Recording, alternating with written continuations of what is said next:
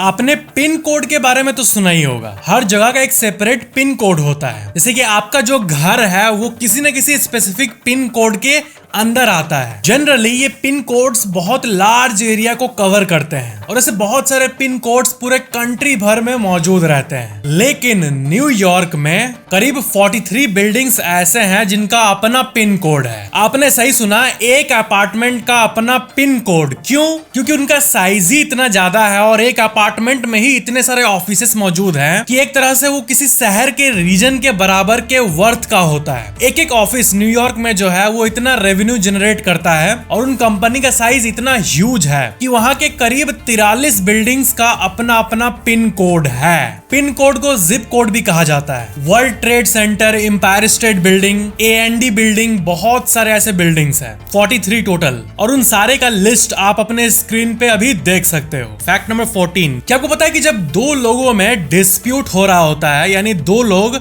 आपस में लड़ रहे होते हैं किसी बात पे, तो जो काम है यानी शांत है वही यूजुअली ज्यादा सही होता है देन दी एंग्रियर वन, यानी जो गुस्सैल है, जो गुस्से में बोल रहा है उसके मुकाबले।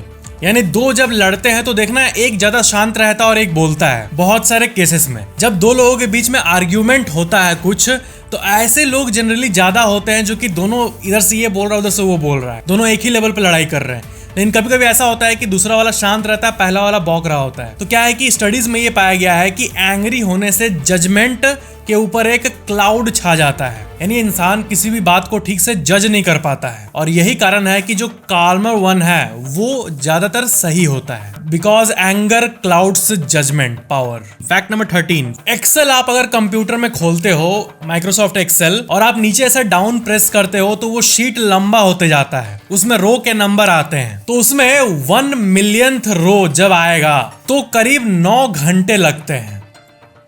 Fact number 12, 7th century BC में एक लॉ मेकर था, एक पॉलिटिशियन था जिसका नाम था चेरोंडेज। उन्होंने एक ऐसा लॉ बनाया कि असेंबली यानी कोई भी सरकार के लेवल की कोई ऑफिशियली मीटिंग चल रही है तो उसमें किसी को वेपन नहीं लाना है। कोई गलती से भी वेपन ला दिया तो उसको तुरंत डेथ पेनल्टी मिल जाएगी। इन्होंने ये रूल बनाया। अब हुआ ये कि एक दिन जो रॉबर्स हैं, जो माउंटेन में छिपे हुए रहते हैं और रॉबरी करना चाहते हैं, उनको इन्होंने स्पॉट कर लिया एक दिन आते हुए, और वो उसको हराने के चक्कर में नाइफ लेके गए और उनसे लड़ने लगे और उनके हाथ में एक नाइफ था। उन्होंने कई रॉबर्स को भगा दिया वहां से। अब वो लीडर थे उस जगह के, तो उनका रिस्पॉन्सिबिलिटी था कि सबको सेफ रखना है। लेकिन उनसे गलती ये हो गया कि वो नाइफ वो अपने पॉकेट में ही रखे हुए थे और नाइफ पॉकेट में रख के ही वो असेंबली में घुस गए। तब क्योंकि उन्होंने उस लॉ को बनाया था कि असेंबली में कोई भी वेपन लेके घुसेगा तो उसको डेथ पेनल्टी मिलेगी, ये लॉ को आप होल्ड करने के लिए उन्होंने तुरंत अपने आप को वहीं पे मार दिया और एग्जाम्पल सेट कर दिया कि चाहे कुछ भी हो जाए, लॉ तो लॉ होता है और वो सबके लिए इक्वली लागू होता है, चाहे वो लॉ मेकर हिमसेल्फ क्यों ना हो। फैक्ट नंबर 11, मैप के इस इलाके में टाइटैनिक वाली घटना हुई थी। अब क्या है कि दुनिया में अभी भी रियल टाइम में हजारों शिप इधर से उधर जा रहे आ रहे हैं। टाइटैनिक की उस घटना के चलते वो जगह को हॉन्टेड मान लिया गया। मतलब उसका जो रूट था टाइटैनिक का, A से B जहां से वो जा रहा था, उस रूट पे अभी फिलहाल कोई शिप नहीं चलता है, लेकिन सिर्फ एक शिप अभी है जो ऑपरेशनल है उसी रूट पे। इस पे टाइटैनिक वाला हादसा हुआ था। इतना नेगेटिव होते हुए भी एक शिप है जिसका नाम है RMS क्वीन मैरी 2, QM2 भी कहा जाता है इसको। एज ऑफ 2023 अभी की बात करें तो सिर्फ यही इकलौता शिप पूरे विश्व में ऐसा शिप है जो कि उसी रूट पे आज भी चलता है, जाता है और आता है। मतलब वो लोग डेली टाइटैनिक के रेकेज जो वहां पे मलबा होगा उसी के आसपास से पार होते हैं डे टू डे बेसिस पर। यहाँ पर क्विक फैक्ट मैं आपको बता दूं आपके नॉलेज के लिए कि यहाँ पे 2 टाइप के शिप होते हैं। पहला ओशन लाइनर, दूसरा क्रूज शिप। इन दोनों में डिफरेंस ये है कि ओशन लाइनर जो है वो नॉन स्टॉप शिप्स को कहा जाता है, जो क्विकली आपको A से B तक ले जाते हैं बिना रुके। ओशन लाइनर ये सबसे हाई लेवल के शिप्स होते हैं, ये उसी में से एक है। क्रूज शिप जो होते हैं वो जनरली ट्रैवल के लिए बना होता है। मतलब वो एक आइलैंड में जाएंगे, वहां पे रुकेंगे, लोग चिल मारेंगे, फिर रुक के फिर जाएंगे और बहुत दिनों तक स्लोली अपने जर्नी को कंप्लीट करेंगे। वो होता है क्रूज शिप। लेकिन ये जो सबसे हाई लेवल के शिप होते हैं जो सामान को ढोते हैं, ये होते हैं ओशन लाइनर। फैक्ट नंबर 10, क्या आपको पता है कि आज से कुछ साल पहले तक पेडेस्ट्रियनिज्म एक स्पोर्ट्स था, और ये उस वक्त की बात है जब टीवी, इलेक्ट्रिसिटी कुछ भी नहीं था। 1500-1400 की बात हो रही है। उस टाइम लोग क्या करते थे कि कम्पीट करते थे कि कौन 800 किलोमीटर दूर तक पैदल चल पाएगा इतने स्पेसिफिक टाइम में। ऐसा टाइप का अजीब सा स्पोर्ट्स होता था, चलने का चैलेंज। और जिस तरह अभी स्पोर्ट्स में बेटिंग होता है, उस टाइम भी लोग एक दूसरे पर बेट करते थे कि ये चला जाएगा, ये नहीं जाएगा, या फिर ये पहले पहुंचेगा, इसके ऊपर मैं इतना पैसा लगाता हूँ। ये एक वियर्ड सा स्पोर्ट्स था, चलने का स्पोर्ट्स। मतलब ये सोचो थोड़ा कि जब इंटरनेट, टीवी कुछ भी नहीं हुआ करता था, लोग बस कुछ था नहीं एंटरटेनमेंट के लिए, लोग आपस में सोशलाइज करके ही एंटरटेन कर पाते थे।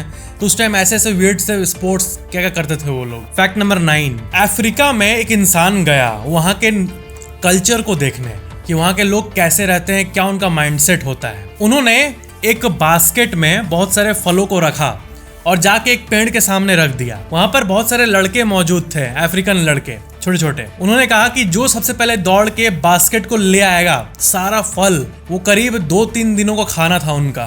ट्राइबल लोगों का खाना वही होता है, तो जो सबसे पहले जाएगा उसका हो जाएगा। तो फिर क्या हुआ कि जो आदमी वहां गया था उसने एक अजीब सा चीज देखा कि जितने लड़के थे सब ने एक दूसरे का हाथ पकड़ लिया और सब साथ ही दौड़ने लगे। कोई कंपटीशन ही नहीं था, और सब जाके साथ में ही बास्केट को लाके रख दिए। तो उस इंसान ने पूछा कि तुम लोगों ने ऐसा क्यों किया, तुम एक जन जाके सारा ले सकता था। तो उसमें से सारे लड़के ने जोर से एक वर्ड को चिल्लाया, उबुंटू, और वहां से भाग गया। जो समझ नहीं आया कि क्या बोला उन्होंने। तो उस वर्ड को उस एक्सप्लोरर ने नोट कर लिया। तो फिर बाद में उसको ये पता चला कि यूबुंटू का मतलब ये होता है। यूबुंटू का मतलब होता है I am because you are, मतलब मैं इसलिए हूं क्योंकि आप लोग सब हो। एक बहुत बड़ी चीज है ये। और अफ्रीका में बहुत सारे लड़के आपको अक्सर ऐसे रूप में मिलेंगे, उनको यही यूबुंटू कल्चर सिखाया जाता है कि सब लोग अगर साथ मिल के हैप्पीनेस से रहेंगे तभी लाइफ का मीनिंग है। ये सिंपल सा इमेज बहुत कुछ सिखाता है हमें। ये तो हो गई ट्राइबल्स की बात, लेकिन शहर और बाकी जगहों पर यही माइंडसेट है कि कैसे मैं उस जाके टोकरी को पूरा ले आऊं ताकि मैं ही सब खा पाऊं। लोग कितना भी एक दूसरे को हेट कर ले, दुश्मनी हो, कल्चर में डिफरेंसेस हो, लेकिन कहीं ना कहीं सब कोई साथ मिलके है, तभी वर्ल्ड चल रही है। फैक्ट नंबर 8, स्वालबार्ड नाम का एक जगह है और आप वहां पर बिना वीजा के जा सकते हो। जी हाँ, इस दुनिया की एक ऐसी यूनिक जगह है स्वालबार्ड। एक आइलैंड है जहाँ पर वीजा फ्री विजिट्स अलाउड है। ये नॉर्थ पोल के पास मौजूद है। यहाँ की पॉपुलेशन मात्र 3000 है। मतलब टेक्निकली ये जो जगह है, यहाँ पर बाहर से कोई भी इंसान, चाहे वो किसी भी कंट्री का हो, वहां पर जाके वो हमेशा रह सकता है बिना कोई डॉक्यूमेंट के, या फिर वहां पे काम कर सकता है। ये ऐसी जगह है। फैक्ट नंबर 7, ये कोई फैक्ट तो नहीं है, लेकिन यहाँ पर आपको मैं कुछ सिखाना चाहता हूँ। ऑस्ट्रेलियन एक्सेंट की बात करते हैं, हर जगह का अलग अलग एक्सेंट होता है। तो अमेरिकन एक्सेंट तो बहुत लोग ट्राई करते हैं, जैसे कि आई एम ईटिंग चीज, इंडिया में होगा आई एम ईटिंग चीज, अमेरिका में होगा आई एम ईटिंग चीज, ऐसा टाइप का, थोड़ा सा अलग टाइप का। वैसे ही ऑस्ट्रेलिया में कुछ अलग टाइप का होता है। ऑस्ट्रेलिया सुन के तो कुछ और ही याद आ रहा है अभी फिलहाल, लेकिन वहां का एक्सेंट ऐसा होता है। अगर आपको रेजर ब्लेड्स बोलना है तो आपको ये सेंटेंस को देखो एक बार, रेज अप लाइट्स, इसको बोलो, raise up lights, razor blades, raise up lights, razor blades. तो रेज अप लाइट को थोड़ा रेजर ब्लेड तरह से बोलो, रेजर ब्लेड्स। तो ये ऑस्ट्रेलियन एक्सेंट हो गया। I am talking about razor blades. Fact number 6, brain का एक रीजन होता है मीडियन टेम्पोरल लोब। इस जगह को हब ऑफ मैथमेटिक्स कहा जाता है, और ये देखा गया कि जब आप सब्ट्रैक्शन करते हो या फिर एडिशन करते हो तो इस जगह के न्यूरॉन्स लिट अप होते हैं या फिर ऑफ होते हैं। लेकिन मुझे लगता है कि भगवान ने मेरे को ये मीडियन वाला नहीं दिया था, क्योंकि मेरा मैथ्स काफी कमजोर था। आप में से भी बहुत लोग का होगा। हैंडशेक। फैक्ट नंबर 5, इंसान की बात करें तो 2 टाइप के लोग जनरली क्लासिफाई करते हैं, इंट्रोवर्ट और एक्सट्रोवर्ट। लेकिन बात यहाँ ऐसी नहीं कि 50% लोग इंट्रोवर्ट है, 50% लोग एक्सट्रोवर्ट होते हैं। वैसा नहीं है। इंट्रोवर्ट और एक्सट्रोवर्ट बहुत कम ही लोग होते हैं। एक्चुअल में रियलिटी ये है, इंट्रोवर्ट मतलब वो जो एकदम ही नहीं बोलता, एक्सट्रोवर्ट मतलब वो जो एकदम चाय चाय पै पै पै करते रहता है। ज्यादातर लोग एम्बीवर्ट होते हैं। एम्बीवर्ट के बारे में मैंने पहले आपको बताया है, लेकिन यहाँ पे नई बात यह है कि ज्यादातर लोग इसके मिक्सचर होते हैं। आधा से ज्यादा पॉपुलेशन जो है वो एम्बीवर्ट है, और जो स्केल के एकदम साइड पे होते हैं, कुछ लोग नहीं होते हैं जरूरत से ज्यादा बोलेंगे, कुछ लोग जहां बोलना है वहां भी नहीं बोलेंगे, तो इनको कहेंगे ना इंट्रोवर्ट है ये, एक्सट्रोवर्ट है ये। लेकिन ज्यादातर लोग एम्बीवर्ट होते हैं। मैं भी शायद एम्बीवर्ट ही हूँ, क्योंकि बैलेंस फील होता है मुझे। ऐसा नहीं कि मैं बहुत या फिर कम। आप भी शायद एम्बीवर्ट ही होगे, या फिर हो सकता है आप बहुत बोलने वाले होंगे।